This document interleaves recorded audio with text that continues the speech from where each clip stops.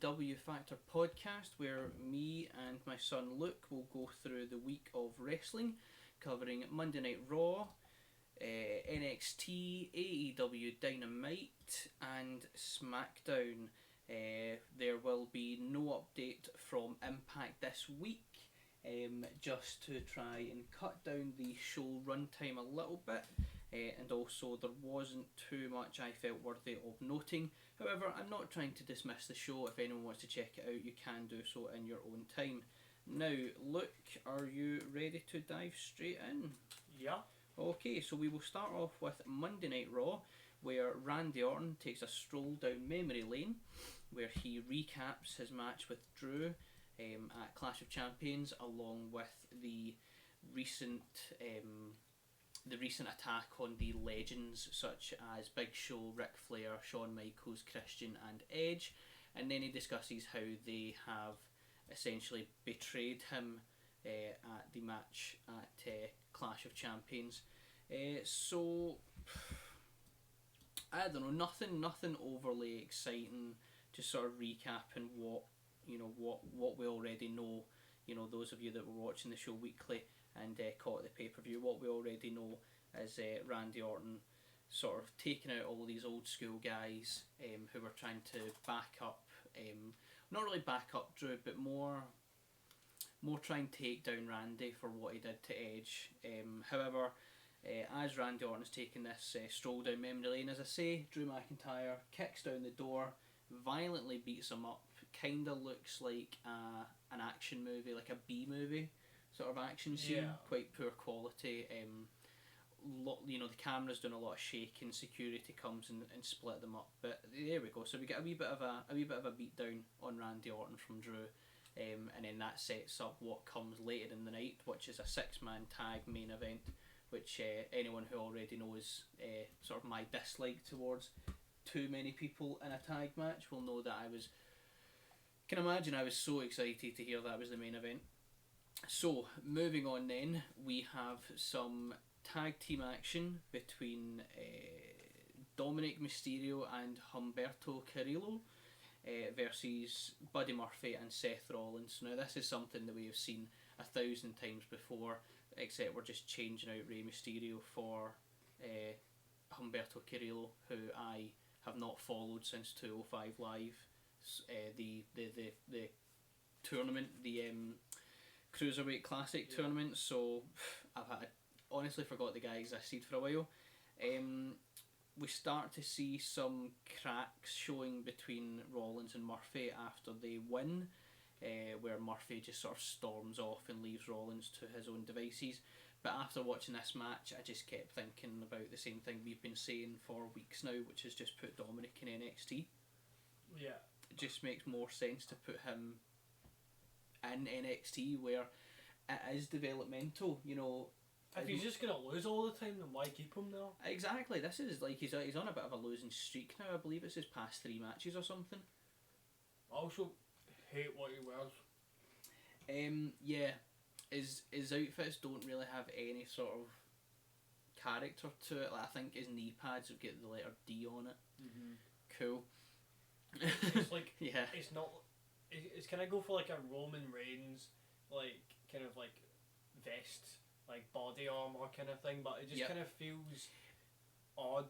Like, yeah, the taking away the hood was an improvement, but it just still doesn't look good at all with him. Yeah, removing the hood was like taking away like a health hazard sort of thing. Mm-hmm. What I'd like to mention as well is his vest is reminiscent of the Shield body armor, but it actually closely resembles what Seth Rollins would wear after breaking up with the Shield. Except Seth Rollins had better colour schemes. It just looked good on. Yeah, and it looked good on him, not really good on Dominic, because Dominic isn't overly in shape either. Dominic is he's just your average Joe looking guy, not really what you would imagine. I mean, especially the 3 people he's in the ring with just now, like, they're all in shape. You know, Buddy Murphy's got abs, Seth Rollins got abs, Humberto Carrillo's not really got abs, but he's skinny, and Dominic does still have a bit of like teenage chunk on him. Mm-hmm. So yep, that was that. As I say, the heel pick up the victory there, which is, there we go. We then move on to the KO show, where he invites Bray Wyatt to attend. After obviously the past couple of weeks, they've been having a bit of a back and forward. So Bray Wyatt is a no-show, but he does appear on the Titantron in his little sort of cartoon world. In the funhouse. Yeah, the funhouse. That's the word. The Firefly funhouse. He sings about friendship. He gets lyrics on the screen. He gets like a little character that bounces across from word to word. So, Kevin Owens then runs up the ramp to try and get. Oh, sorry about that. Creaky chair. Oh, sorry. So he runs up the ramp to encounter Bray, where he is met with a black mass. Still don't know what this storyline's about, but Aleister Black appears from the back of the arena and knocks out Kevin Owens with one kick. Don't know what he's got to do with the storyline, don't know why he's currently being a dick to Kevin Owens. He's a new man, that's why. Yeah, his character's been completely revitalised, where he doesn't say anything, doesn't do anything, and then appears out of nowhere to beat people up for no apparent reason. He just doesn't feel as cool as he used to be. Like, he wasn't a great wrestler, he was just a cool wrestler, and now he's just, I don't know. Yeah, bit of a strange one. They're not really doing too much important with him. So, yep, that just sort of ends. I believe either cuts to commercial or just cuts to backstage. So we then have Braun Strowman, who's storming through the back looking for Adam Pearce. Adam Pearce, for those of you that don't know, has recently played quite a big part ever since the Payback pay-per-view, or the week before Payback, should I say. He has a backstage personality, he's done some work in different promotions, however WWE decided to give him some TV time and build a bit of a character for him. Not really sure why, but that's what they've decided to do. I don't mind him. He's not, he's not bad, he's not doing anything wrong. I just feel it's kind of like a position you could have someone from commentary in, like someone that you already know and like or dislike, but Adam Pearce, for a lot of people, just came out of nowhere, sort of out of the woodworks. For a lot of the older fans as well, they were kind of like, oh, Adam Pearce, cool, there he is on TV. So, anyway, as I was saying, Braun Strowman is aggressively looking for Adam Pearce and demands a match with absolutely anyone. Clearly, he's sick and tired of squashing people on the Raw Underground, as it was. So I'm not really sure. Not really sure what they want to do with Braun, if they want to put him back into the title scene or if they just want him to squash people. Either way, I'm not really getting much of a positive look into the future for Braun Strowman being sort of the top guy again. He needs to feud with someone, or with some people, like... yes. I don't know. Maybe you can throw him in the mix with like Rollins and Dominic and make it so like he doesn't want to join a side, but he's a threat to both of them, and then they end up having to work together or whatever to beat them. I don't know. Something like that. Yeah, I'd be happy with something like that. It's definitely going to be way more interesting than whatever's going on with Dominic and Rollins. So I just an idea for WWE. If anyone in WWE is listening, please feel free. Or just put him in a feud with someone big. Just don't put him in Underground, because that just makes no sense. Well, speaking of feuding with someone big, as Braun Strowman leaves, Adam Pearce is standing sort of confused looking at his paperwork, and then in walks Keith Lee, who says it was quite calm and collected. Keith Lee walks up to Adam Pearce and just says, "I'll do it. I'll fight him. I don't care." So Keith Lee and Braun Strowman have a match. The best way that I found to describe it was one of the old Godzilla movies, like from the 1960s or something, or the 1950s, where it's just two guys in big suits. Like even like Power Rangers, back in the 90s, it's just two guys in big clumpy suits. There is something to be said about big guys. They can come across as quite clumsy looking, especially Braun Strowman. I thought came across as quite clumsy, because he's so used to picking people up by the throat and stuff like that, whereas Keith Lee's roughly the same height as him and definitely weighs more than him. So there wasn't much of a Braun Strowman sort of in his element. However, it does end in a double count out to no victor. Yeah, not. I mean, apart from the fact that it was like two kaijus fighting against each other, I don't have too much to say on the match. It was okay at best. I'm like, what is Keith wearing, man? It just makes him look like a baby. Don't you think? Yeah, it's. I mean, to me, it kind of made him seem as if he had like this, devil may care attitude where he just sort of, Braun Strowman's looking for a fight. Adam Pearce doesn't know who to get, and Keith Lee just walks up and he's like, oh, "Fuck it, I'll do it." You've changed my music, you've changed my costume, you've changed the way I speak. I'll fight him then. Yeah. He's dead inside. Well, like, it's just to fill TV time as well, and I'm not even thinking of, trying to show other people that might deserve a chance to get some screen time. So it's just, I don't know. As I say, I don't have anything to say towards the match itself. However, and Congosaurus has just jumped in the chat box there. It was literally have taken the words out of my mouth. What on earth did the commentary at the start of this, where they said that their win or loss tonight wouldn't count towards their win or loss record? Oh yeah, that what? Like, if it doesn't count towards the record, why say it? Also, since when did we start keeping track of records? I mean, obviously AEW releases the power rankings each week, whereas WWE has not done anything like that in a long time, as far as I know. I mean, if they are doing it just now, they're not doing it on a platform where I've ever noticed it. Also devalues the match.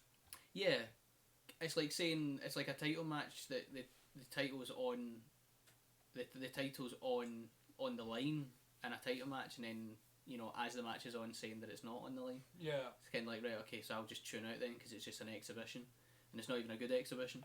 So yeah, commentary was kind of, I don't know, kind of throwing things in there. It's almost as if they had they lost their connection to the people backstage, and they just had to fill in the silence, and they filled it in with that nonsense.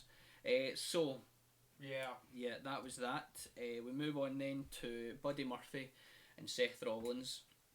So Seth Rollins is looking for an apology after what Buddy Murphy did, where he stormed off at the end of their tag match after they won. So he's shouting and screaming in his face. I'll genuinely say that this is probably one of the best segments I've seen on Raw, probably since Drew McIntyre's promo where we decided to give him the championship, and that was maybe week 3. Yeah. So 10 weeks ago. 10 weeks ago, Drew McIntyre cut a promo that we decided was good enough to give him the title belt over everyone else. This segment was on par with that, I would say. Seth Rollins definitely, just utterly screaming in his face, and Buddy Murphy's just standing in silence looking proper raging, and then Seth Rollins grabs his beard. Now anyone that is watching as well as listening, you'll see pictures on the screen. Anyone that's watching live or watching on our YouTube channel in the future, if you aren't, we will describe the images if they need a description to them. So right now on the screen we've got Seth Rollins just iron grip on Buddy Murphy's beard, which hurts. Like I've been there. The beard is, I don't know what it is. I don't know if it's the skin underneath it or the follicles, but the beard hair is sensitive, and if you pull at it, it hurts. Even if you don't apply much force, just taking a grip of it like Seth has just now, it stings. So Buddy Murphy finally stands up to Seth Rollins for everything that's going on. Starts beating him down, grabs a kendo stick, starts to beat him down more, just proper going for it. Seth Rollins then manages to get the reversal. It seems like this entire thing has been staged, and I don't mean staged as in kayfabe. Like, Seth Rollins has planned for Buddy Murphy to have this sort of snap in character. He ends up turning it all the way round. He then gets a hold of the kendo stick and holds it, after hitting Buddy Murphy, of course, a few times, holds it above him, where Alia, Alia Mysterio, then runs in to sort of sort of stick up for him. Seth Rollins leaves as Dominic and Rey Mysterio make their way to the ring as well. Now they separate Alia from Buddy Murphy's sort of semi-conscious corpse. Obviously they're trying to protect their daughter and Dominic's sister. However, the whole storyline is just too weird for me to get any sense of enjoyment from it at all. I was about to comment, like, the reason why we gave Drew the championship is because we kinda cared at the time for the story, because it was like Drew with the championship. Yeah, they hadn't lost us just yet. I know. I do not want to give Seth or anything like that No. much of a credit, because I don't care. As much as we will say that the title belt goes to the person that deserves it for their performance that week, we do have to take into consideration, and that's like people saying, like, that's like what you would get on Britain's Got Talent or the X Factor or any sort of talent show. They'll say that the elimination is based on this one night or this one event, but you have, subconsciously you have to take into consideration the fact that the storyline is absolutely trash, the matches have been absolute trash. Seth Rollins' performance has been subpar on more occasions than it has been really good, such as this week's Raw. So just to get this idea out of your heads, he's not in the runnings for the W Factor Championship this week. Hopefully, we haven't crushed too many hopes and dreams out there for noting that. As I say, Dominic and Rey come out to the ring.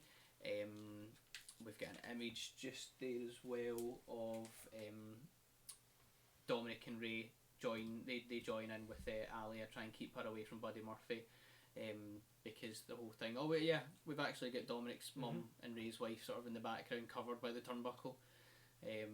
You can also, I've just noticed this, you can also see the Thunderdome genuinely seem like flabbergasted by this segment.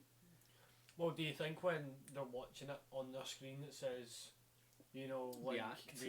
Yeah, just laugh, like cry, shock, something like that. I can imagine that is the case. I have not signed up for to attend the Thunderdome. I don't think I will sign up to attend the Thunderdome. If AEW did a Thunderdome, I'd attend that. If NXT did a Thunderdome, I'd maybe consider attending that.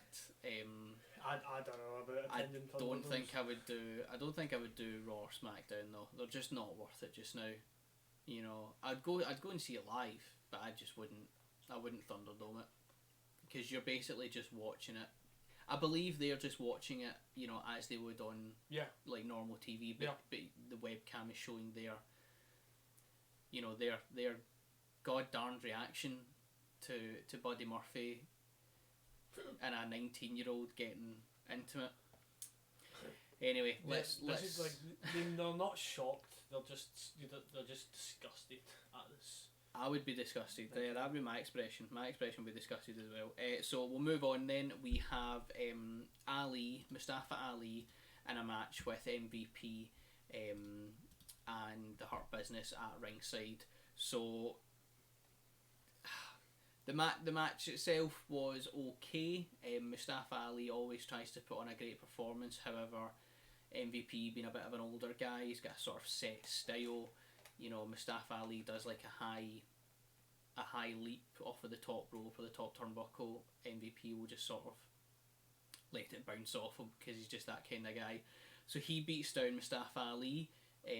As you can see in the picture on your screen, Shelton Benjamin is having the time of his life at ringside for MVP. He's just loving the whole thing. He's happy that he doesn't have to wrestle, because he'll know that he'll just lose. That's where the win-lose record does come into play when it's Shelton Benjamin. Ali then takes an absolute beat down. You think, oh my goodness, there we go. Hurt Business of taking another victory.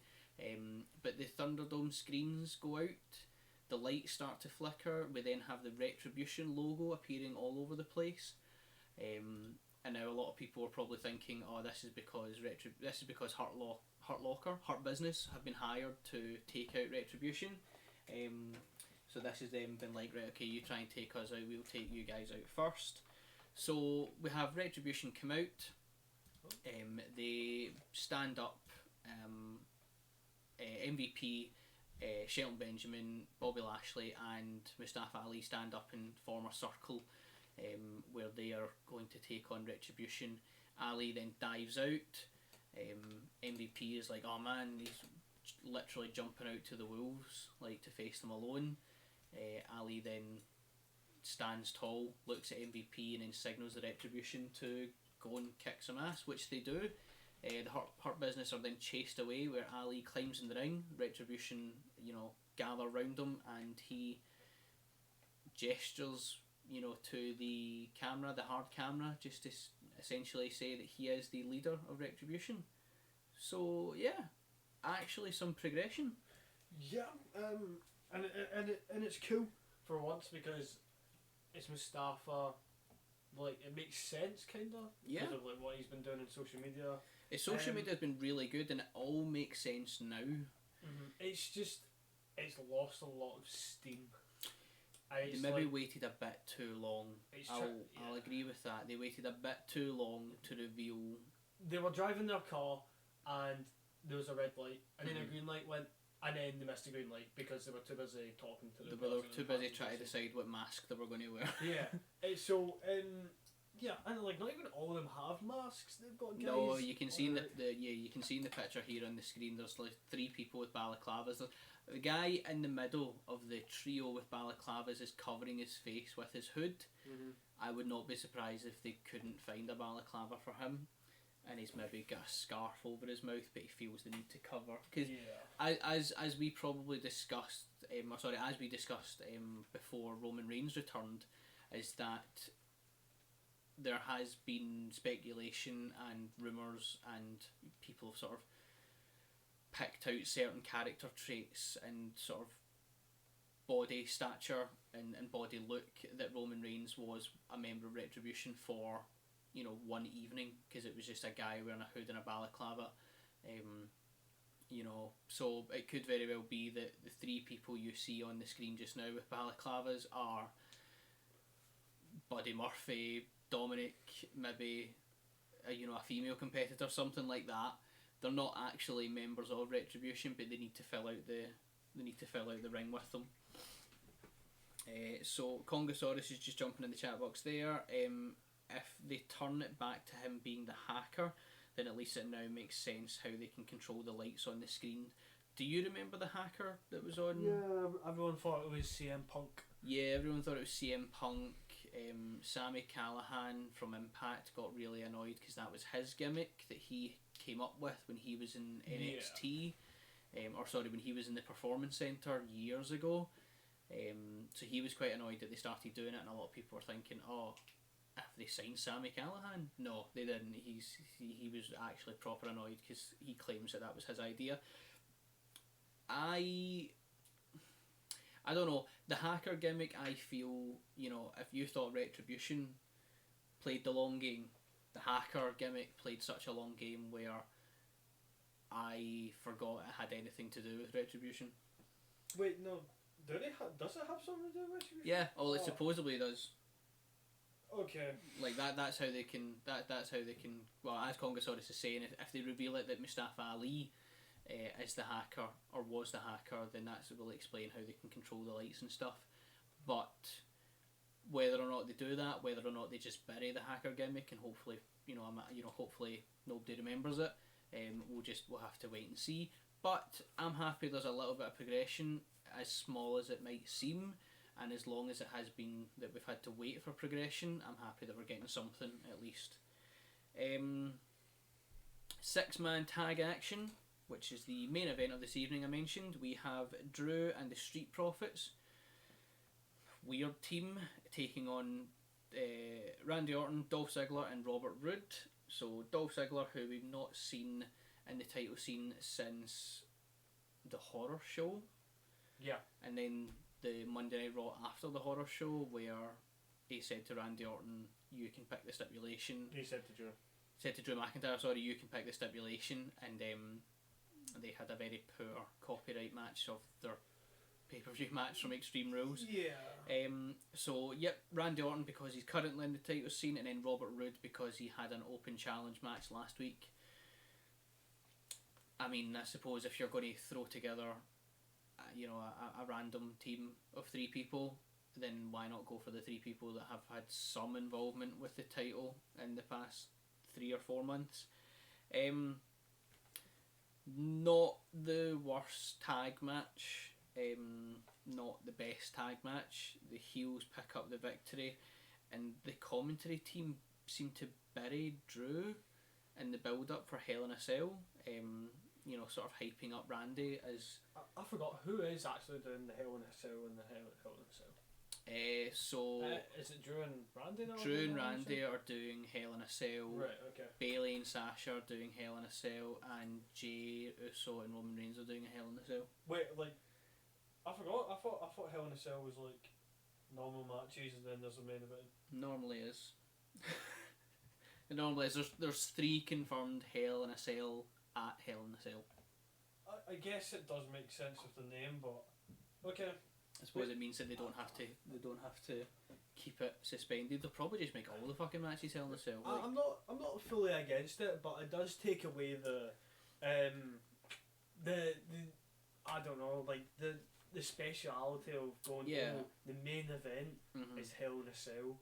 Imagine having every single match on an Elimination Chamber card inside the Elimination Chamber. Yeah. Just wouldn't work.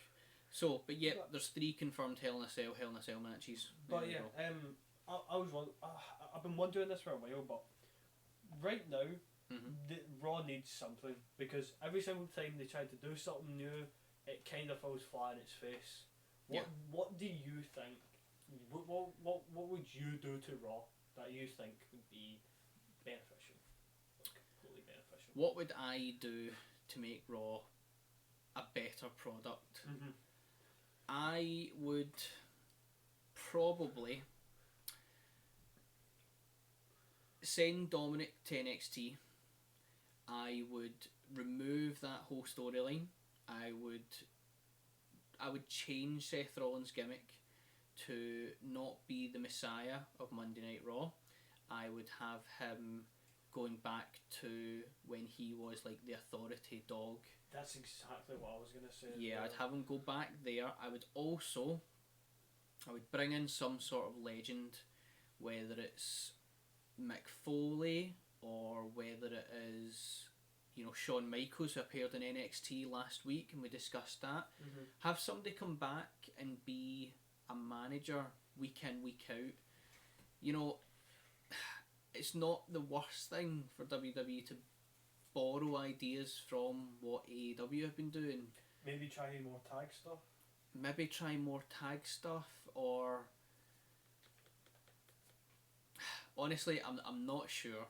I just think that I would definitely remove Dominic and Rey Mysterio so that Seth Rollins can do something different, something a little less cultish. Yeah. I kind of feel that having a rehash of Mr. McMahon wouldn't be the worst thing either. Bring back that character. Yeah. Now that we're kind of getting out of PG. Yeah. I quite like the idea of having Heath Slater and Jinder Mahal come back and maybe feud with Drew and do some handicap matches, or they interfere and stuff like that, but Heath now being on Impact and Jinder Mahal has been injured for about a year now. Yeah. Yeah, there's not really much chance of that happening anytime soon, but I wouldn't mind seeing that. They need to change, and it's not even they're not competing with AEW anymore. They're just not a good product at all. Yeah. I don't view I'll watch a full week of wrestling and I won't think I won't compare it to WWF versus WCW. It just doesn't feel like that. It just feels like I'm a fan of different shows. I'm not they're not, these different shows aren't trying to make me one fan of their show alone. I don't feel that way. I don't feel there's a competition there. But WWE is definitely losing my attention to such a point where, there's matches I just won't even watch anymore. Yeah, that's what I kind of... There's things that do not interest me, and unless I read something about it the night after, or maybe, later in the week, I will not care if I've missed it. So there's no women's stuff. We're not covering any women's stuff for this week's Raw, mainly for that reason alone. That it doesn't interest me. But if any of our fans are interested in the women's division, as sort of lacklustre as it is, please watch it. Do not take our opinions as gospel, but there's definitely some changes needed on Raw before they can get to where they were. And I don't even blame the pandemic anymore. Nah. There's so much they can do during the pandemic, and they're either not doing it or they've missed the boat to do it. Like AEW's doing great. AEW never stopped doing great. Yeah. Like, even the tag team appreciation, I will say that's too much tag action. It was still the winning show of that week though. So, there we go. But anyway, that is Raw finished. The heels pick up the victory. I didn't let me see my thing about Raw. Oh, sorry, on you go. Kind of rambled on yourself there. Sorry. I pretty much agree with what you say, but I want to take inspiration from John Cena, and this would only really work in this pandemic kind of time. But Drew McIntyre doing what John Cena did with the US Championship with his belt, I know it's the Open Challenge. I know it is the World Championship, but still, I would love to have seen something like that, where just every week would be seeing like a new competitor for the Open Challenge, just having these matches. Because, in all honesty, I don't really care about anything else that is going on. But yeah. Cool. I'm sold in that idea. I would like to see Drew McIntyre hold Open Challenges. We'll see what happens. Because he's been feuding with Randy for 2 months now, 3 months now. No, 2 months I think. 2 months I think. They've brought in legends, and they brought them in for a week. Brought in the Big Show. Yeah, they brought in the Big Show after his Netflix show was cancelled. They brought in legends 1 week after it, like a week after another. However, they just didn't feel like they were going to become consistent characters, which I thought might have helped. Having a wee bit of the Nature Boy week in, week out, having a wee bit of the Big Show, giving Drew some sort of advice and stuff like that. But no, I don't know what they're going to do, but they need to do something, and they have to do it soon, because they're losing people. Well, if the Big Show were to give advice, we just tell him to turn heel and then turn back to face and then back to heel all the time. Turn heel, turn back to face, cry. Big Show likes to cry. So NXT this week, it'll be quite a short recap. We start off with a match between Kushida and Tommaso Ciampa. Kushida, you can see here on your screen, dressed up like Marty McFly from Back to the Future. Now, the reason I thought this was worth noting, because we've not really mentioned Kushida before, but the reason I thought this was worth noting is a lot of people are now looking at Kushida to be the next face of NXT, which I think is quite exciting. It's always exciting when a new person, because he's not holding any belts. He's not a champion of anything. He is literally just performing better and better each week, to such a point where even the fans are thinking, God, I can see that guy just on the face of NXT soon. So really good. It's a good rebirth for him as well, because when he first debuted, he had to take time out for injury, which is always unfortunate. The match ends between Kushida and Tommaso Ciampa with a disqualification, as Velveteen Dream gets involved, as he's currently feuding with Kushida. Yeah. I mean, there's a lot of this disqualification through interference over the past like 6 weeks or something like that. We've discussed that for every show, basically. Every show that WWE does, there's been some sort of disqualification victory because there was interference through another feud. And I don't mind it. It makes sense. Like, why would you have this guy you're feuding with sit backstage patiently waiting for you to finish your match? However, don't do it every week. You know, I'm pretty sure there was a Raw where they did it twice in the one night. Like, come on, let's do something else, guys. So we've got an image as well taken from the Kushida and Ciampa match. Here we've got Ciampa, who is always quite happy to take a blow to the head. Anyone that follows NXT Weekly will know that he's got absolutely... He is your hardcore guy, basically. He will, you know, if NXT were to allow thumbtacks and shit, he would be there, you know, front and centre. He does look like a hardcore guy. He just looks like he'd be, like, taking all He does, that kind of yeah. He damage. was rumoured to get a call up to the main roster after him and Johnny Gargano finished their feud. However, it was one of these ones where rumour has it WWE are calling up Tommaso Ciampa and Johnny Gargano, and it received such a negative backlash because people that get called up to the main roster. This is round about the time that Ricochet was called up to the main roster, Right. had a WrestleMania match, and then was never really heard from for such a long time. So a lot of people were like, no, don't, just honestly, just leave him in NXT. He's fine. We'll find something else for him to do. And, you know, I believe that even Triple H probably feels the same way as well. Triple Like- H must be distraught by seeing Ricochet go up and just do nothing. Because we was seeing him in action, and it's been... Yeah. It's just been so good. Yeah, like Ricochet, Sami Zayn, Kevin Owens fighting The Fiend just now. I imagine Well, Triple H watches at home. and Kevin just goes, Owens worked out because he got Jericho. He worked out at the start. Mm-hmm. He's not even classed as an NXT call up anymore. He is just, you know, fully fledged main roster now. Yeah. But yeah, Kevin Owens, when he was with Jericho, it was so good, but it ended not so well. Like I'm pretty sure their WrestleMania match was supposed to be the main event. I believe you're right there. But I don't know. It just didn't work out that way. Yeah. Like, because they had such a good pop whenever they came on. They were like, especially when Kevin Owens turned onto Jericho. That is one of my most favourite segments of all time. That was like when the Undertaker had his streak broken. Mhm. Like you can take the faces from the WrestleMania 30, where Undertaker had his streak broken. You can take those faces, and it would fit so well into the reaction of Kevin Owens turning on Chris Yeah. Jericho, because it was the same like emotions.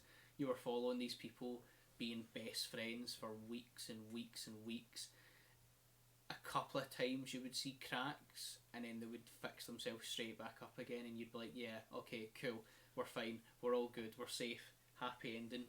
And then, yeah, Jericho gets face smashed against the TV. So You just wish that their WrestleMania match would have been awesome. So it would have been one of the best storylines of all time. yeah, and Jericho, who, for anyone that isn't already aware, this week Jericho has been in the business for 30 years. So if you want someone to show emotion during a match where he's supposed to be fighting his best friend, it's going to be Jericho. Mm-hmm.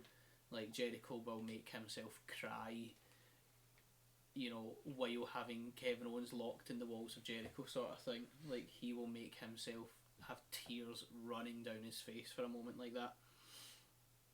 So next on NXT we have Austin Theory. Austin Theory holds his open challenge. Austin Theory, who doesn't hold a belt, he's just having open challenges to face people. Austin Theory's a returning character.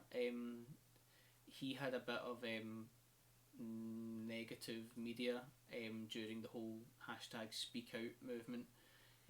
However, he's back in action.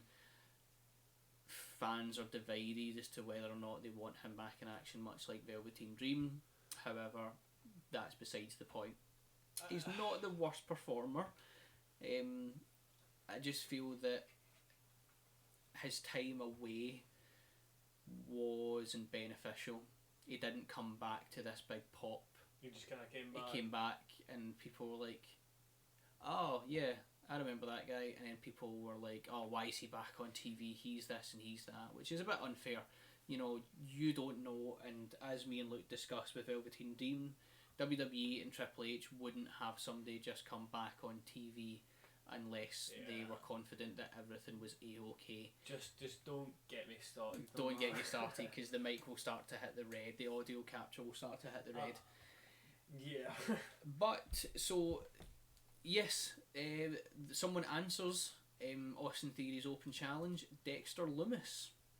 So we'll just get the image there. So Dexter Lumis, who has a theme that is very reminiscent of Stranger Things, like the Stranger Things opening. Right. The very simple, it's just like 2 notes or something. So it's kind of beat. Yeah, that's it. So it's really cool.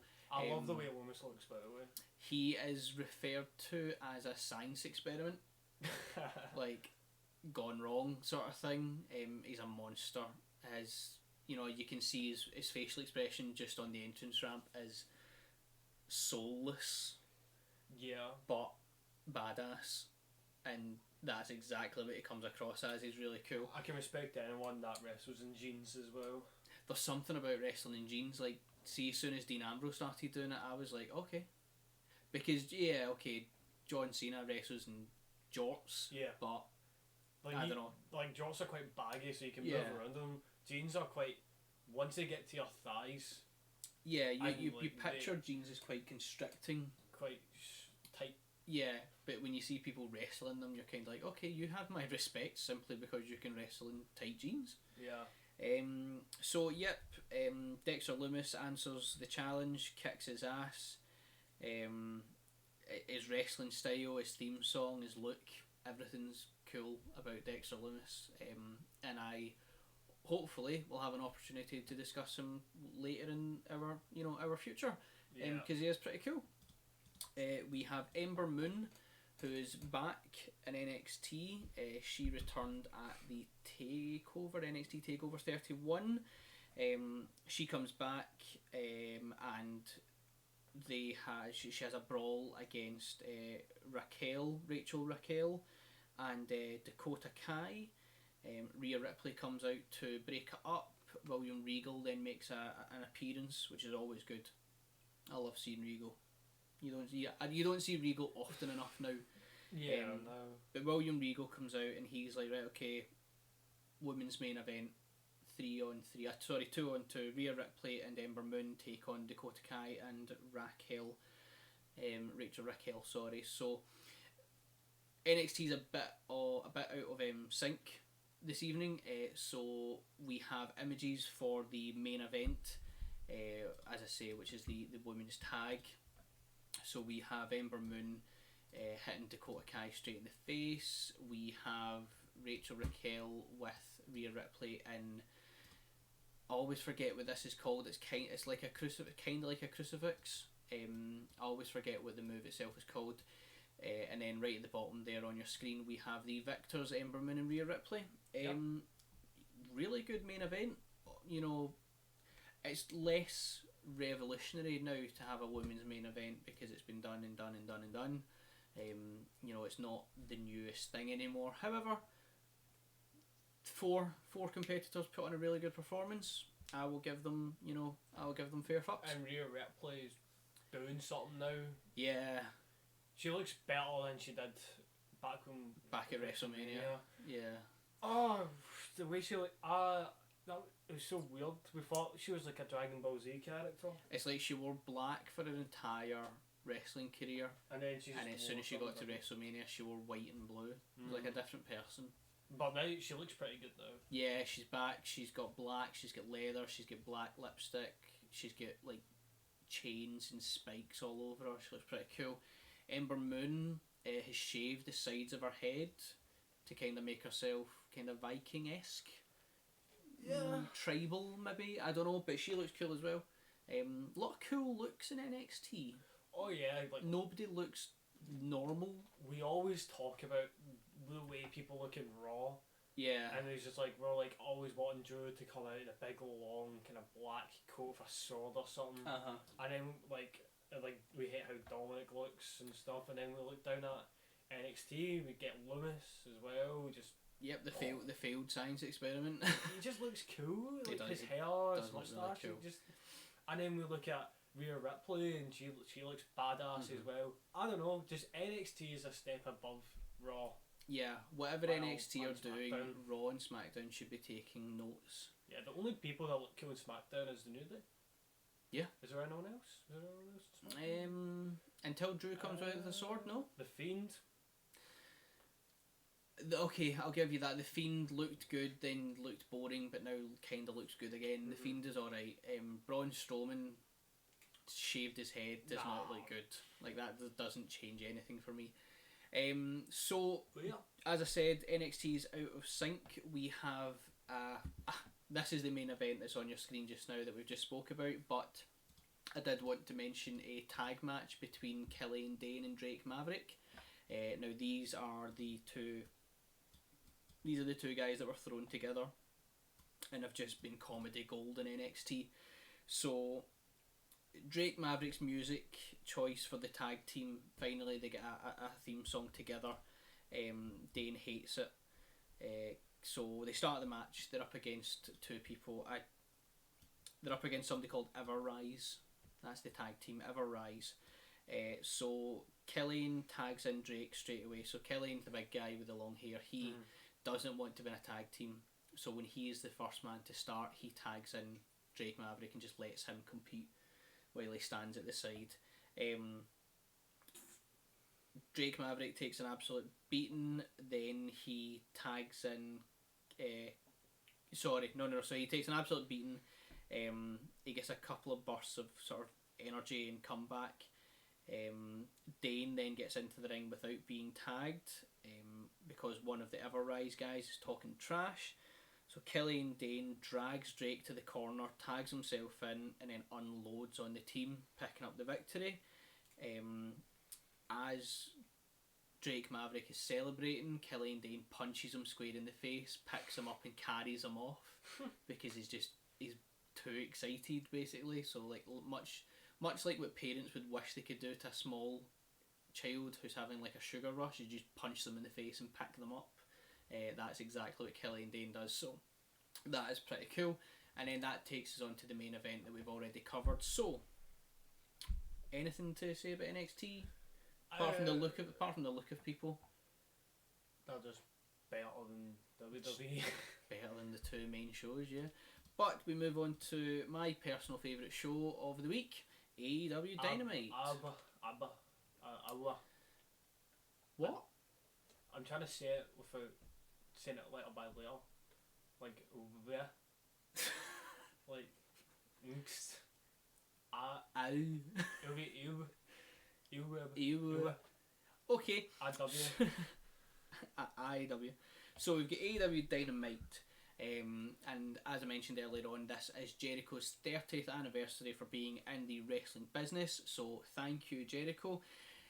They start off the show with a video package all about Jericho, and it shows you certain competitors. We've got Sammy Guevara, Jake Hager, Dr. Britt Baker, the Best Friends, and FTR, I believe, are talking about how Jericho inspired them and what Jericho means to them and stuff. Honestly, the video package makes it seem as if Jericho's dead. And it's like a tribute to Jericho, who is now passed away. And I was like, no. What? No. But yeah, so, there we go. So, thank you, Jericho, for 30 years in the business. Yes. You're not dead. For anyone who out there may think that was the case. No, he's not dead. I can guarantee you that, because he has a pretty good match later on and a fucking fantastic MJF collaboration as well. So we'll start off with the first important match of the show, the Dog Collar TNT title match between the Exalted One, Brody Lee, and the American Nightmare, Cody. Oh no, just Cody. I nearly said Rhodes. Just Cody. So, yep, Cody has come back as this sort of darker version of himself. He looks cool. Looks cool. Suits are cool. Hair's Well, cool. He looks cool when you don't see his tattoo. Tattoos covered up by the collar. That's cool. Yep. So awesome stuff. The match was tremendous. It was. Try and get a good look into this. Good look into the blood. Lots of colour in the match. I like colour when it's done well. Lots of colour in this match. The dog collar was used well as a weapon, as well as,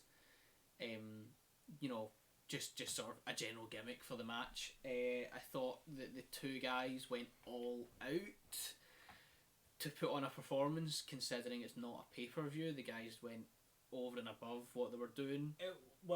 When you can't just be given a unique gimmick to a match and not try and do your best with it.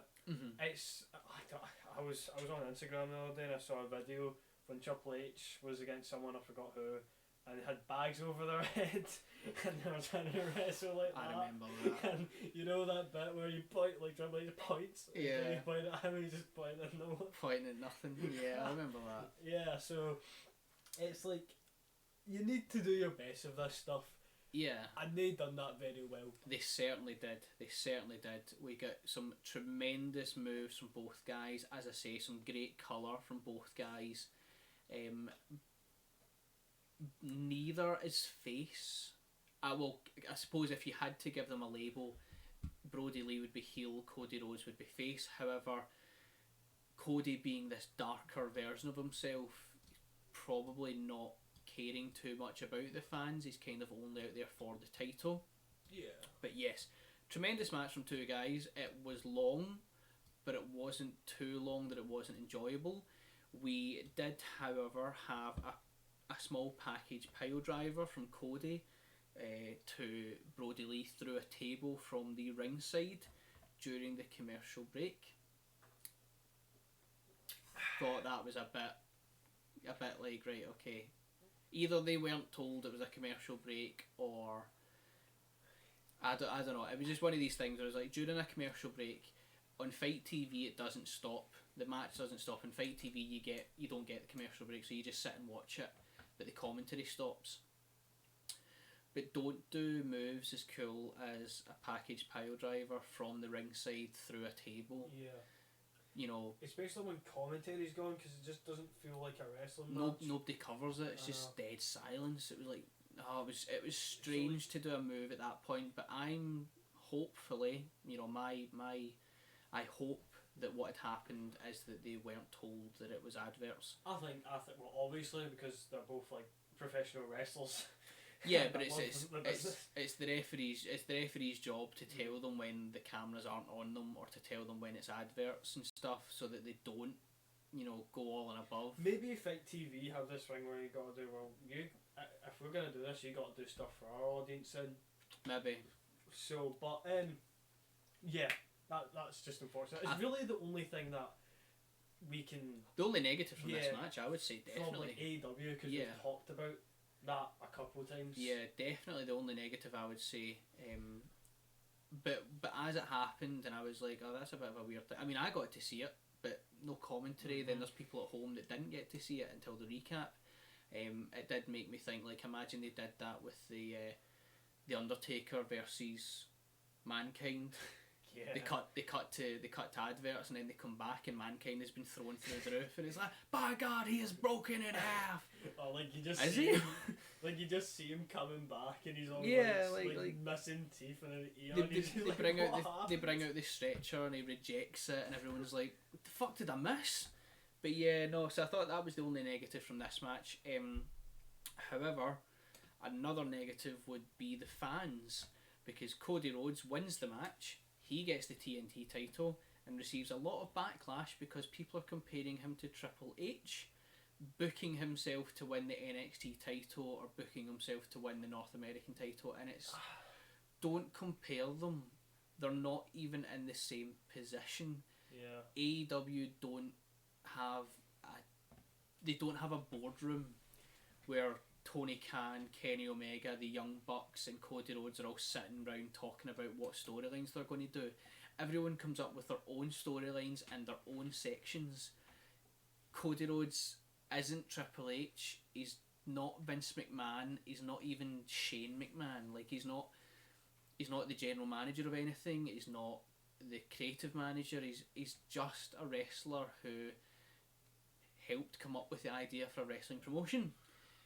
If he wins the title, he wins the title. It means that we go back to the TNT Open Challenges, which I thought were great. Or it means that he gives that opportunity to someone else. Yeah. Maybe also take in consideration the storyline. Yeah. This is a storyline between Dark Order and Cody. Yes. Triple H just took the titles. Yes, exactly. So you're looking at this and you're like, how can you compare a man or wrestlers doing a thing where they're just like, okay, I'll take the title right now, so then it's just like our matches have a value and weight to it because you've lost it, I've lost it. Like, that's what's going on here.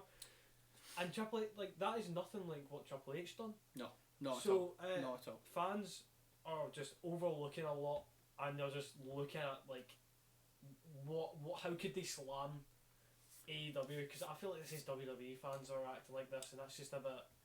I think these are fans of old school wrestling who just can't accept that their day is done.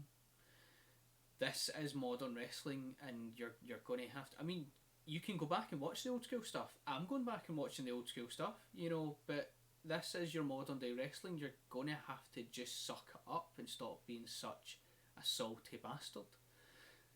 And if you think about it, and you know, if you think about it storyline wise, as Luke was saying, Cody Rhodes comes back with black hair, cool looking suits, and they have him lose in a dog collar match. No. That's he's recreated his character to be a darker version, which means he's tapping into, you know, dark, hardcore, Extreme Rules potential. There's no reason he shouldn't win unless the person he's going up against is someone, you know, someone in Mick Foley's level of hardcore. Yeah. Like, there's so storyline wise, he had to win it. He came back and changed his character, changed his gimmick and everything. He had to win it. Who's to say Brody Lee might not win it back? Exactly. It could go back to Brody Lee. It could go to someone else. It could, you know, I would like to see this feud continue between Cody and the Dark Order. This feud has not used all its juice. Yeah. I think there's still more people to become involved with it. Yes. And all that. So people are just jumping so far, and it's just annoying the hell out of me. So before we move on to the next match, Congosaurus in the chat box, if anything, Cody, the Bucks and Omega should be booking themselves to win more than they have, as they are the stars of the company, and it should be built around, even if I do find Kenny as dull as can be. It's very true. I mean, if they were egotistical, arrogant fucks, you know, they're the VPs of the company, which is just a title, let's be honest, but there's no reason that the Young Bucks can't be the champions. There's no reason that Kenny Omega can all of a sudden come out next week and say, John Moxley, me and you tonight, I win, done. But they don't, because they're thinking about the other wrestlers. They're thinking about the business that they love. They aren't in the business for themselves. They're in the business for the business. And it's not. I suppose the way to think about it as well is, just because you hold the belt in wrestling doesn't mean that you are the top dog. No. It's not a boxing belt. It's not a football tournament trophy. It's not like the Stanley Cup or the Super Bowl or whatever. It's a storyline belt. You don't actually get anything apart from the credibility from the fans that you are the top dog. You know, it's like Jericho. Like, he may have been an undisputed champion, but like when he was with Kevin Owens and all that, people were thinking, oh, he's the top dog. When he went to Japan, people were thinking he's the top dog. But he didn't really hold a belt, did he? No. So he never held a belt when he was with AJ Styles. No. And he came out in interviews and said that he did that storyline with AJ Styles because it was fun, and they knew the fans were going to love it. So there we go. Be more like Jericho, people. Yeah, Jericho let China over. Yes. A woman back then, when there wasn't really a women's division. Who was getting buried on commentary week after week, saying that she was a tranny, which is harsh. Yeah, so Be like Jericho. Be like Jericho, people. That's the lesson to take away here. But we will move on to the next match, which is Brian Cage versus Will Hobbs for the FTW Championship, which is still not not viewed as a legal title. Yeah. Sponsored by AEW. However, fuck it, throw it in there. It's a title, isn't it? So, belt or no belt, it's a good opportunity to give somebody, because it does kind of make you think, this is Taz's belt from ECW. What happens if some random guy does win it? Like, I would quite like to see that storyline where Brian Cage, I don't know, Brian Cage gets distracted, or even Brian Cage versus Lance Archer. FTW title versus the opportunity to face Jon Moxley at Full Gear, and then Lance Archer wins the FTW title. Brian Cage doesn't know what to do. Taz doesn't know what to do. Lance Archer's got this belt that he doesn't care about. Like, and then it's all, this whole storyline is all about Taz trying to get back the belt that doesn't mean anything to anybody apart from Taz. I just think that'd be great. And the audience can relate to that, because there's not, like, you can make it out where, like, you could try and relate it to the audience on a level where the audience has something that they care about, but nobody else cares about, and that'll just work so well, because that's unique as well. I haven't heard anything like that in wrestling. Yeah. I'd like to see that. Yeah. Yeah, I think it'd be great. I think, you know, you could really win fans over. Definitely. So we've got a still from the Cage versus Hobbs match for the FTW title, where Cage is just violently choking Will Hobbs, which I think's great. I love watching Cage work. Just his muscular, machine-like size. It's great to watch, basically. Yeah. Just look at his like elbow, bicep. Yeah, that's forearm area, and then look at yours. Yeah, that's the size of my head. I think that in between his elbow and his inner elbow, that muscle that he's flexing, that's the size of my head. So yeah, I like watching the guy work. I compare my arms to my friends, and I'm thankful that I'm not as skinny as a fuck as them. Yeah. And I look at this guy and I'm like, oh no. Kind of makes you just wander about feeling like a stick insect if you're friends with Brian Cage. However, yeah, Will Hobbs, he's a pretty big guy as well, but Brian Cage does beat him. Brian Cage wins, retains the FTW title, but I long for the day that someone wins it and it's all about Taz trying to get this title back, because it only means something to him. I think that'd be great. So we then move on to 30 years in the making. Jericho and Jake Hager versus the Chaos Project, which is Luther and Serpentico. So Congosaurus in the chat box last week mentioned that it was a weird matchup, having Luther and Serpentico facing Chris Jericho and, well, anybody really, but Jake Hager. And yes, if it wasn't for the 30 years in the making sort of storyline, it would be very strange. But the reason for this is because 30 years ago, Chris Jericho had a match with Luther, and I don't know if it was his first match or if it was just one of his more important matches of his very, very, very early career, but it means something. It means something to him, it means something to Luther, and they made it mean something to Jericho for the whole 30 years gimmick that the whole show this week had around it. So, not the worst match I've seen. There was a moment where Chris Jericho hit Luther with a forearm.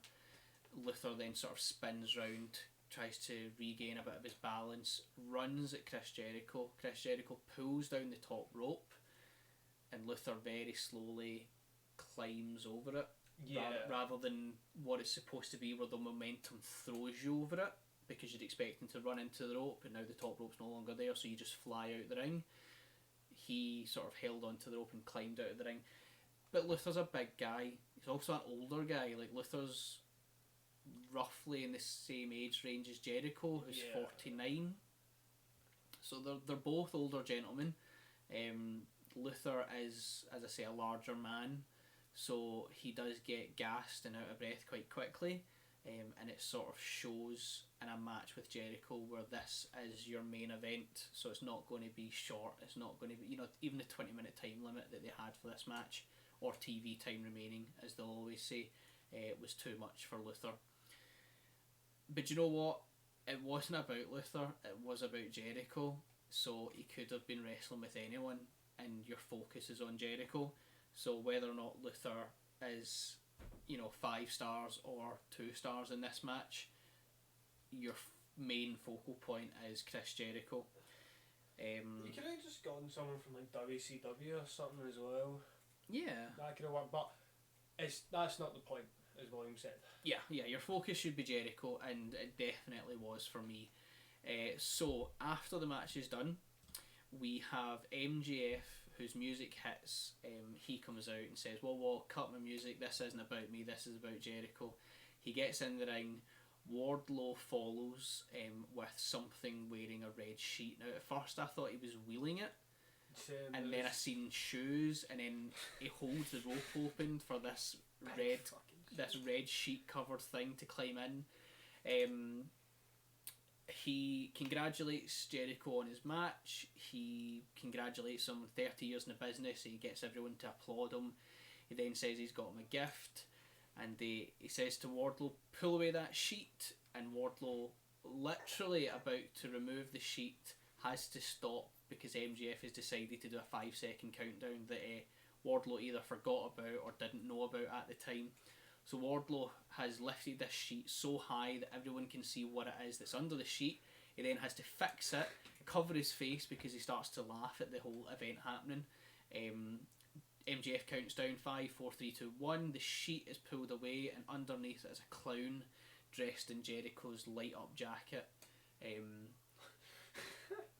What did they refer to him as? Clownico? Yeah, something like that. Clownico Le Clown, something like that. So the clown turns round, and it took me a second to notice that his face makeup is it's the same as Jericho's Wrestle Kingdom 14 makeup, with the sort of sad clown, the black and white sort of crow looking thing.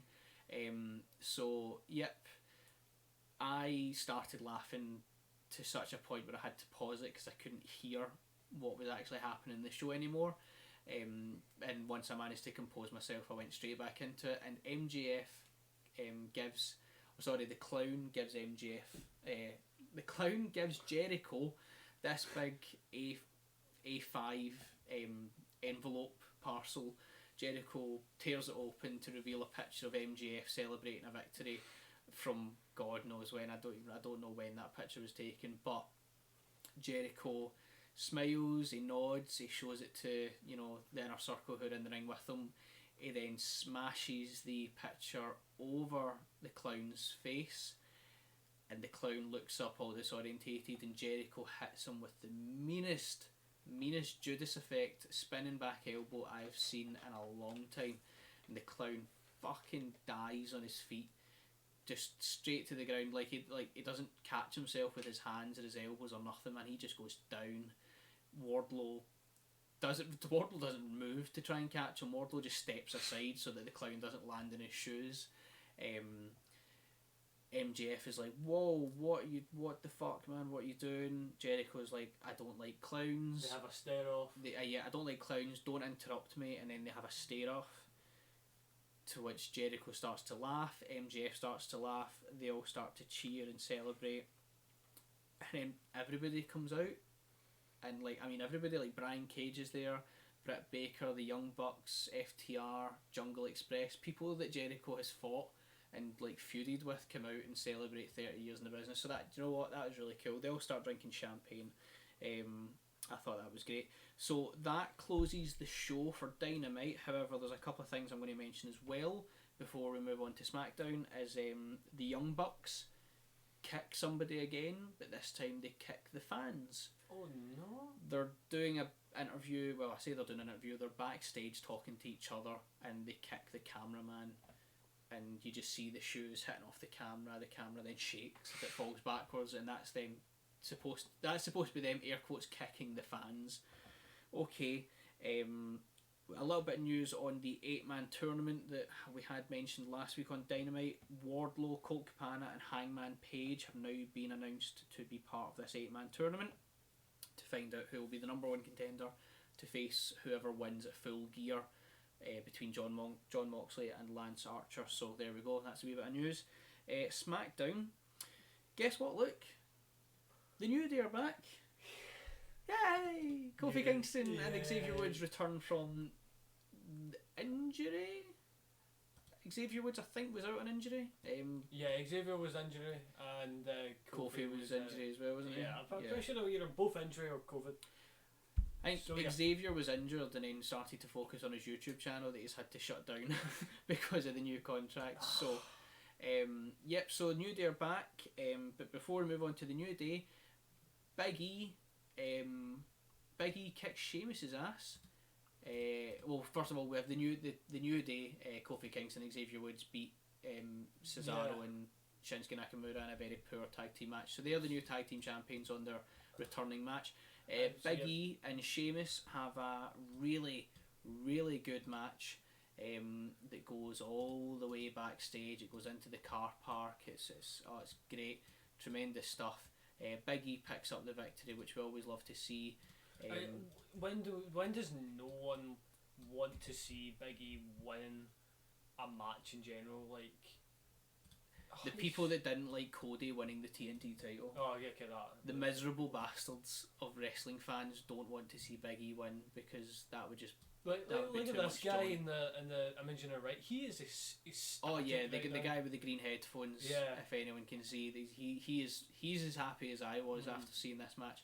But we'll go into a little bit about the match as well. As I say, it goes backstage. It goes into the car park. There's a metal detector that they go through, and as they go through it, Big E sanitises his hands, which I thought was absolutely hilarious for Big E as well. Kongosaurus jumping in the chat box there, his comment for the match was, it was a very great match, but he's so sick of seeing kendo sticks. I agree. Like, they could have done something else with that. Sheamus could very easily be using a baseball bat. I thought that was a baseball bat for a second. I was like, no, it's kendo sticks. Unfortunately, it's a kendo stick for some reason again. So they go backstage. Big E sanitises his hands. He gets hit with like flour or something like that, so he's got like white powder all over him and stuff. Sanitises his hands, smashes Sheamus through a car window. Sheamus then tries to hit him with the bro kick, but Big E opens the boot of a car and Sheamus kicks the car boot, which then just like falls off its hinges, and then Sheamus gets smashed, powerbombed through a car windscreen, which was tremendous. So Big E picks up the victory. Absolutely amazing. Love the guy to death. Stephanie McMahon then comes out and announces the first few picks for the draft, which we will cover in a second. However, big news is Kofi Kingston and Xavier Woods have been drafted to Raw, which is weird because they've just won the SmackDown Tag Team Champions, but okay, they've been drafted to Raw, while Big E will remain on SmackDown.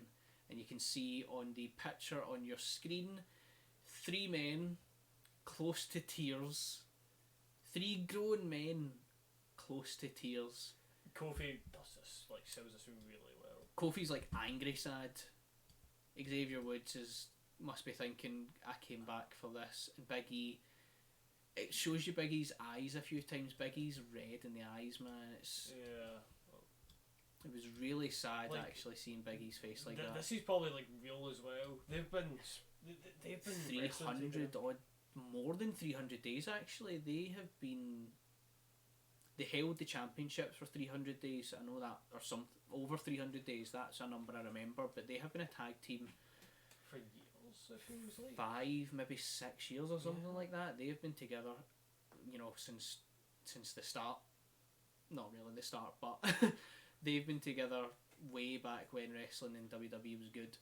And they've stuck through it thick and thin. Kofi had his chance. He was the WWE champion, and even at that point, he never turned heel, which a lot of people were expecting. They were like, "Oh, now he's got the big belt, he's going to turn heel." But no, do you know what? They've been together through it all, and now they've been split up. And I would love Love to see this the beginning of Mhm. a slow build up to Big Evil. Yeah. He now no longer has a tag team to hold him back. like he was a heel with Dolph, wasn't he, before? So he was a heel bodyguard Exactly. with Dolph, where he had like a journalist gimmick, which was really funny as well. Where he would like interview Dolph because nobody else would, because he was the bad guy. But it was like me and William talked about this. Like, there's cons and there's pros to each side of keeping them together and throwing them away. Yes. Because if Big E is alone, then you can build him up as a solo, no ringside, and he can like grow to kind of have this bitterness towards people because he's lost his friends. So and you've split me up Mm-hmm. from my only friends in the company. I keep getting beat up by an Irishman. I'm pretty sure he doesn't like King Corbin, but then again, who does? No. He's got. Well, no, he does. Wait. Yeah, he doesn't have Retribution to deal with, no. No. Retribution have been signed to Raw. Even unless they get drafted. Yeah. They get drafted. Unless they get drafted to SmackDown. Even though he was like leading the charge against them one time. Yeah, that was a great episode. I know. It was just. And if you keep them together, then it might be like you won't really develop Big E as much, but like the turn on his friends could be really good as well. Yep. I don't know. I think turning Big E turning on a New Day could work on both sides well. It's just I hope they don't fuck it up. There's so much potential, and there's also so much opportunity for bad WWE writing to take charge. I hope like just the best around like Big E right now. Yeah. I just want to see Big E go into Big Evil mode and just because I'm expecting it to go bad. I love it, but I expect it to go bad. We've got no other expectations apart from bad. So after we get the sad day, which I'll always refer to now as the sad day instead of the new day, we have Jey Uso in the ring. Now he wants to know what the stipulation is for the Hell in a Cell rematch that he is going to have with Roman. Instead of Roman appearing, we have Paul Heyman on the Titantron, who mentions that you're not working on Roman's time.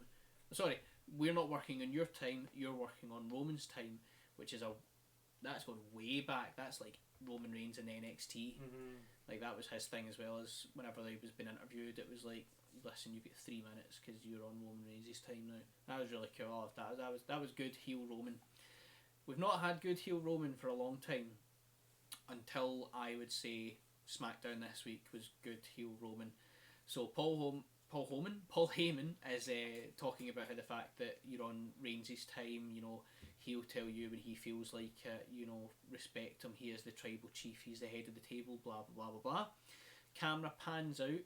Now this is all in the Titantron. The picture on your screen just now is taken from an older SmackDown. I think this was either last week or the week before. I couldn't find an image of Roman Reigns sitting in this sort of Bond villain chair that he was in for this Titantron segment. But he's sitting back, not really looking at the camera. The Universal title is sat nicely on a table next to him. He's very cool, collected. He's got this look in his face, and it's the look of almost like confusion. And that confusion is being, why won't you acknowledge me as the head of the family table? I don't get this whole family table thing. It's a weird storyline to put into it, but heel Roman Reigns shines through in this segment, and he says that for the first time ever they will have a Hell in a Cell rematch that will be an I Quit stipulation. Which is interesting. The first time it's ever been done.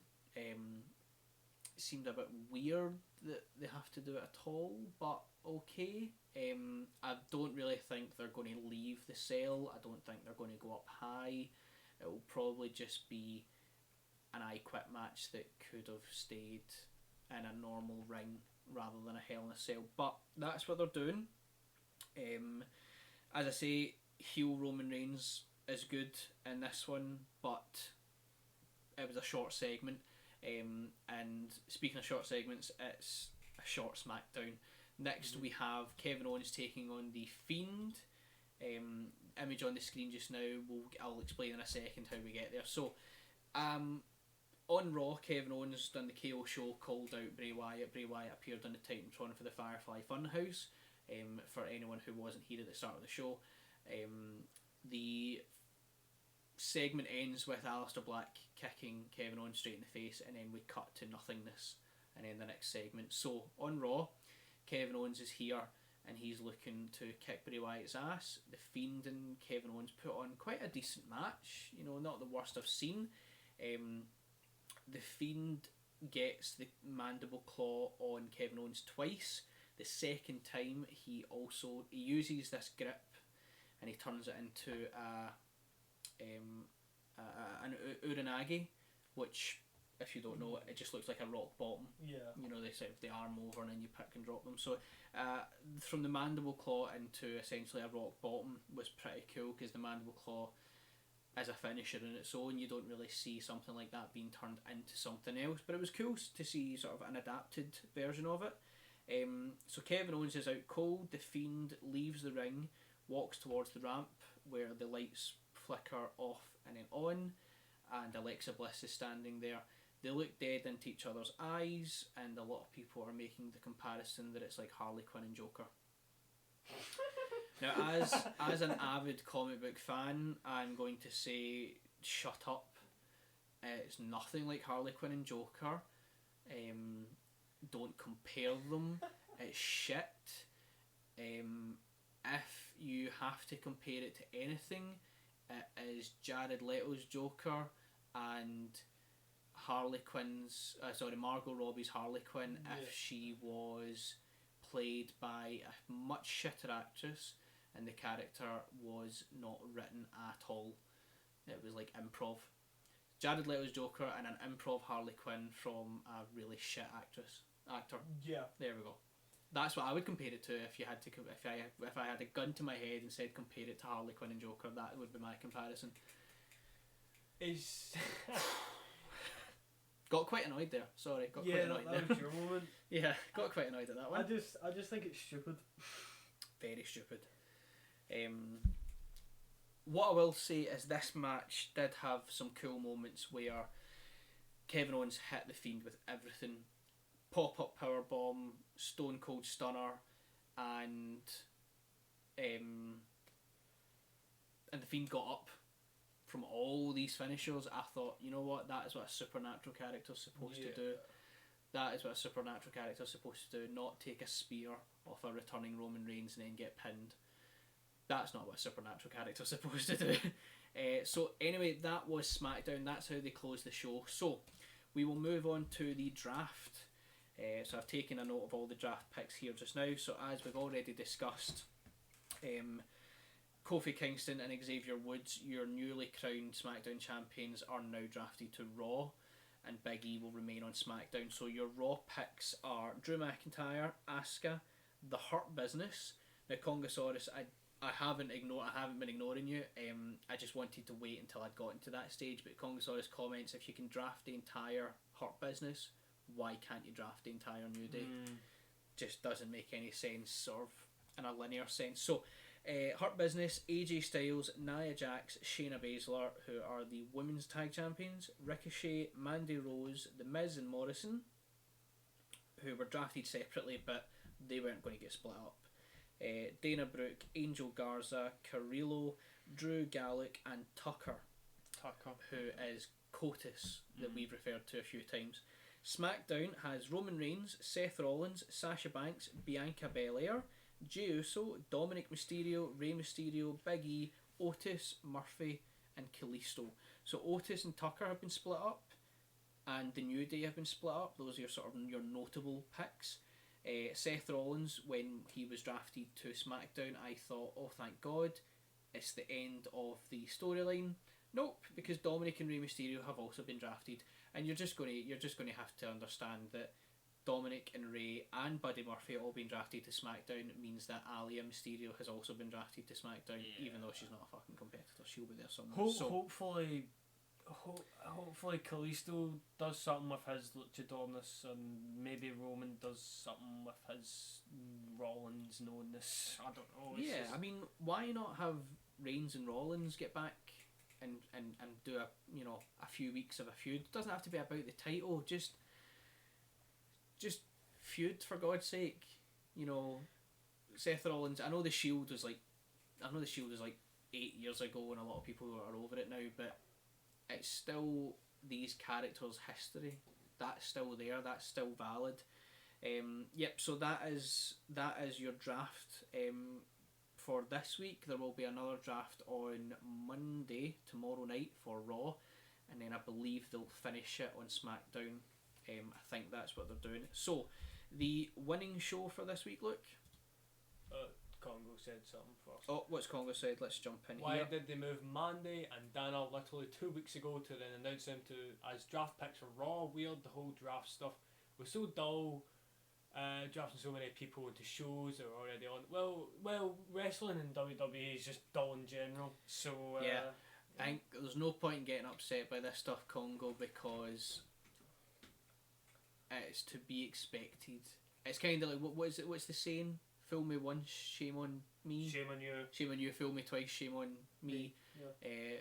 If WWE Raw will fool you, and SmackDown will fool you week on, week out, shame on you if you get upset by it, I would say.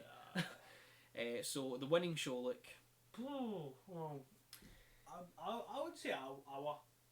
You would say Awa. I would agree to Awa. NXT was a good second place. So Awa Dinamite picks up the Yeah. picks up the the winning show this week then. Yeah, I'd say that. Awa.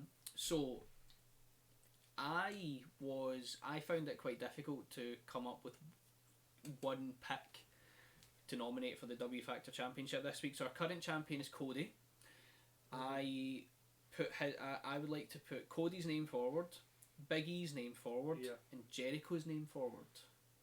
Right. So So do we leave it with Cody after his dog collar match for the TNT title?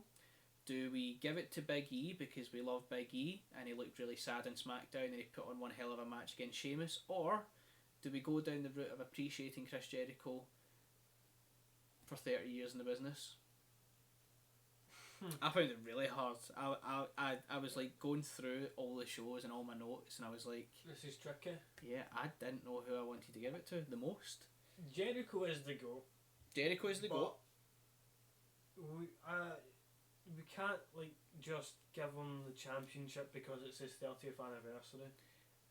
So because he's the GOAT, he doesn't really need need our prestigious championship, our noted worldwide Yeah. championship. It's just So Cody or Big E? because I love both of them right now. You love both of them right now. I love both of them right now as well. Right, hear me out. Okay, go on. You know how earlier I said Big E, we didn't give him it because it was just a turning, it was for the future. It's Mhm. not really a turning point. Mhm. Big E has hit a turning point. He has definitely hit a character change now. Yeah, Cody may have gotten the championship, Mhm. but he didn't have a turning point. His turning point was coming back. That's the reason we gave it to him. Yeah. Because his promo last week was really good. So Big E has hit a turning point. Big E has and hit. he has hit a pretty good and exciting turning point. If there was any point in the WWE timeline for Big E to turn into Big Evil, this should be the origin, I would say.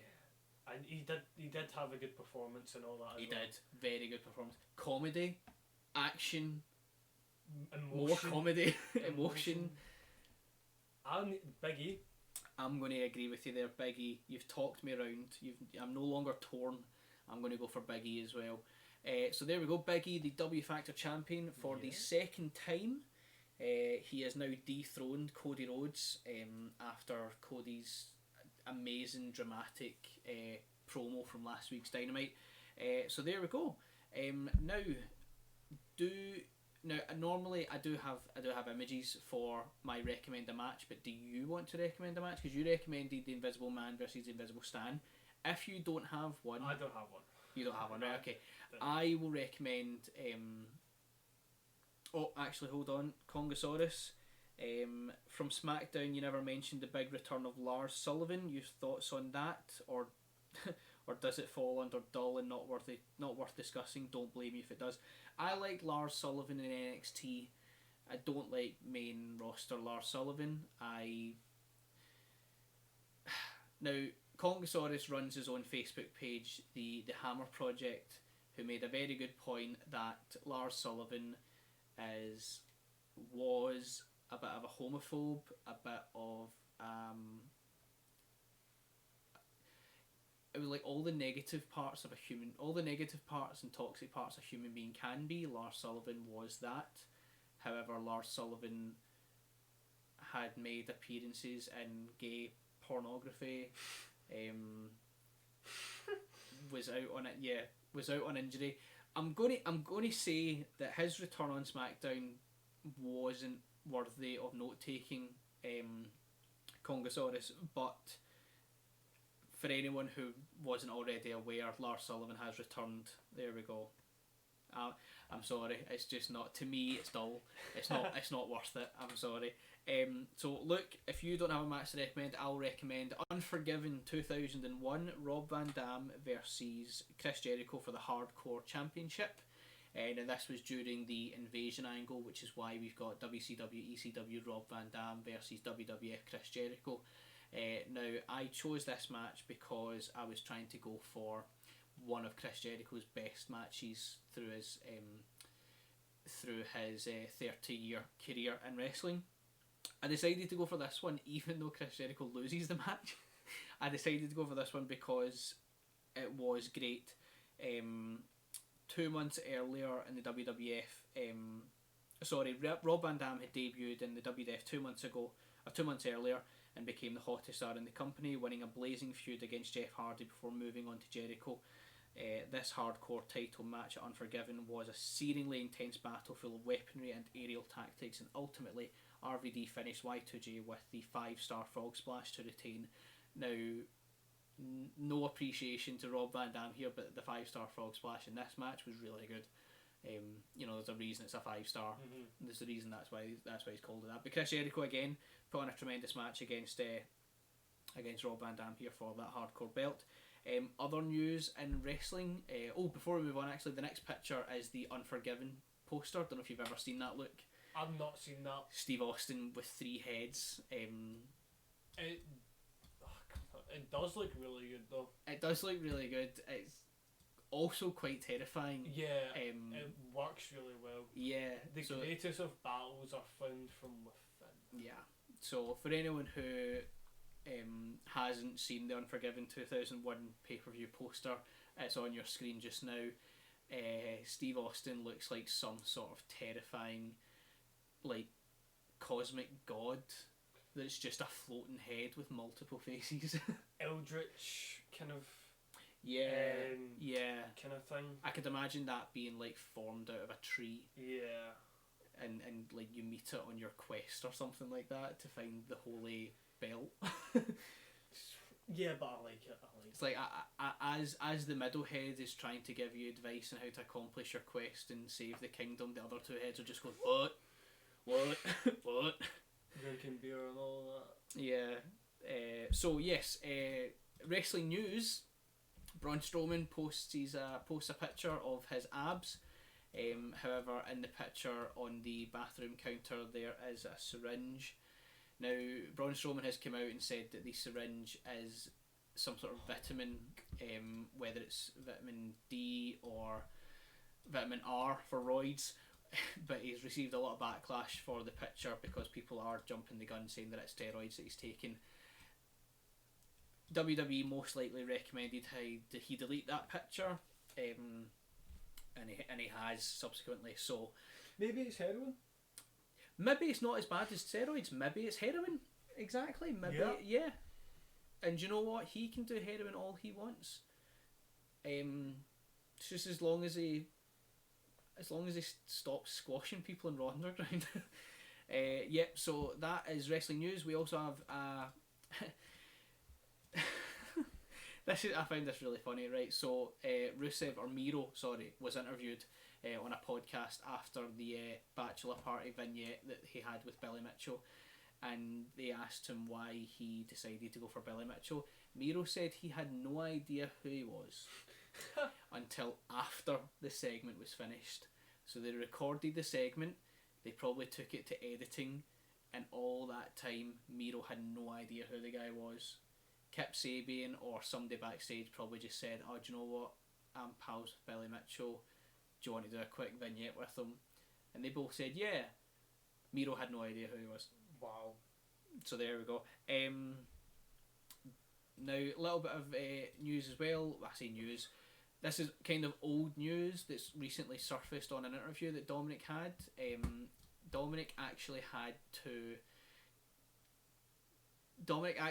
convince his school teacher when he was 8 years old that Eddie Guerrero wasn't his real dad. So Dominic's teacher when he was 8 was clearly a fan of wrestling, and Dominic had to say, "No, it's a story. Eddie and my dad are friends, but Rey Mysterio is my dad. Please do not let this television show convince you otherwise." And this is all when he was 8 years old, man. Like, that's like, imagine your teacher approaching you when you're 8 years old and just saying, "Is your dad Eddie Guerrero?" Like, they're having a ladder match to compete against who gets to be your dad. I'm pretty convinced that Eddie Guerrero is your dad. No, and okay. I know Dominic Mysterio and all that. You obviously know Ray, you know Eddie, but I'm an avid wrestling fan, and I watch the show weekly, and I'm pretty sure Eddie Guerrero might be your real dad. It shows how good kayfabe is. It does, especially back then. So what we'll do as well is, if you have no other news, look, anything? No, well, actually, let me see. You see if you've got anything. I think I've got something. I might have saved something this While morning. you're looking for something, what I'll do is a tweet recently went out from Chris Jericho, who said that he would be more than happy to recommend Jim Cornette to take up a consultant position in AEW if he would shut the fuck up and stop being a grumpy cunt. I just think that is tremendous for Chris Jericho to come out and say that. So Jim Cornette did respond, saying since @Jericho deleted the tweet. So basically Chris Jericho received a lot of backlash for a comment like that. So he deleted the tweet subsequently. Jim Cornette then got on saying, you got to read it here. So he screenshotted all the pictures of the tweet and he uploaded them. He says, "I'll tell you the same thing I told Tony Khan a year and a half ago. I'm the only one who'll tell you the truth because I don't want a job. After I've actually seen your show, there hasn't been enough money printed to hire me." Jim Cornette is a very negative person.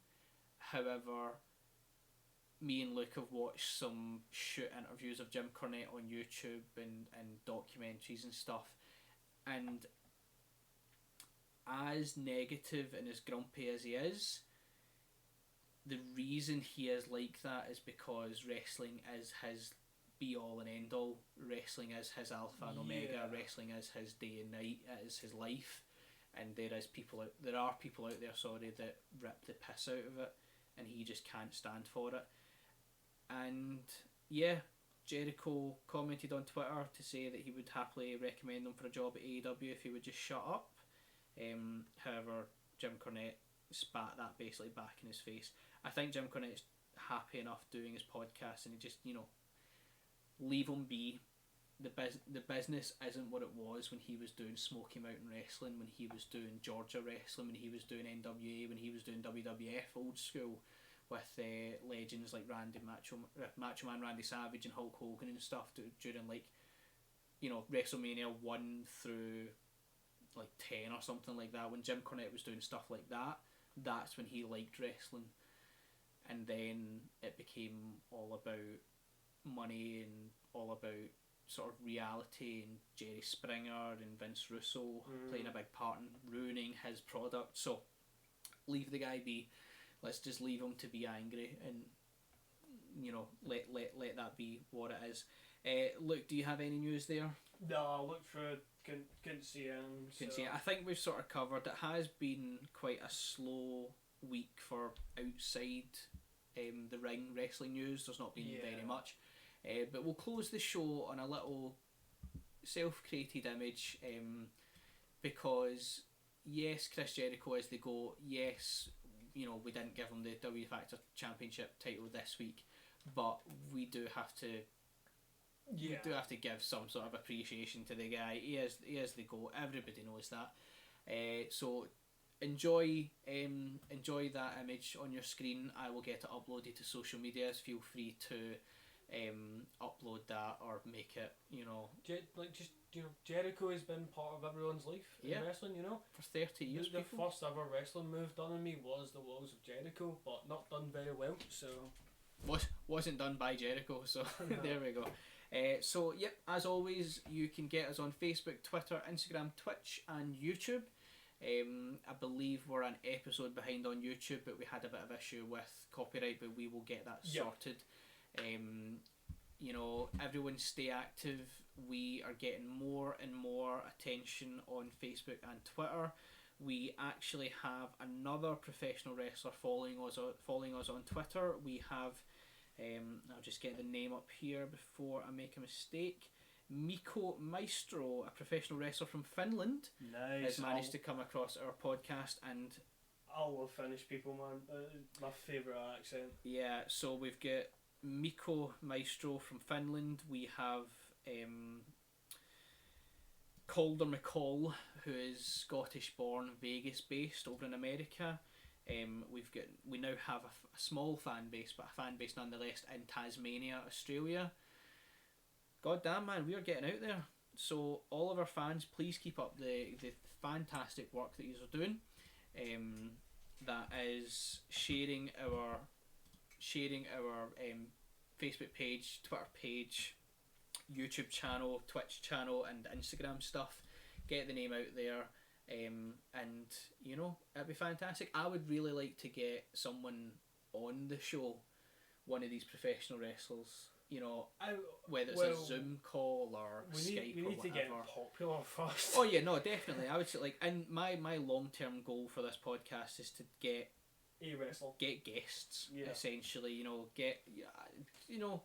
Get somebody who has an opinion, who would rather shout it than type it in a chat box or something like that. Mm-hmm. And then, I still have some contacts from Scottish wrestling, from Glasgow wrestling, who I think would be fantastic to have on the show. And then, our new fan, our Finnish wrestler fan, I think that'd be pretty great to have him on as well. But yep, that is the end of the show this week. Hope you enjoyed it. Any closing statements, Luke? Anything to say? More of a question is: do you think this would be a family friendly podcast? Because if we do get wrestlers, I'd much rather them unleash. It was at first, and then we started to swear. So I think we've sort of drifted away from. I don't think wrestling should be PG. I don't think it needs to be. It's people hurting each other to win, so I don't think it should be PG, and I think swearing and all that should be okay. Yeah, you should be allowed to swear. So yep, that is us then. We will end the show there. Thank you for tuning in, and we will talk to you all next week. Thank you, and have a lovely night. Bye bye.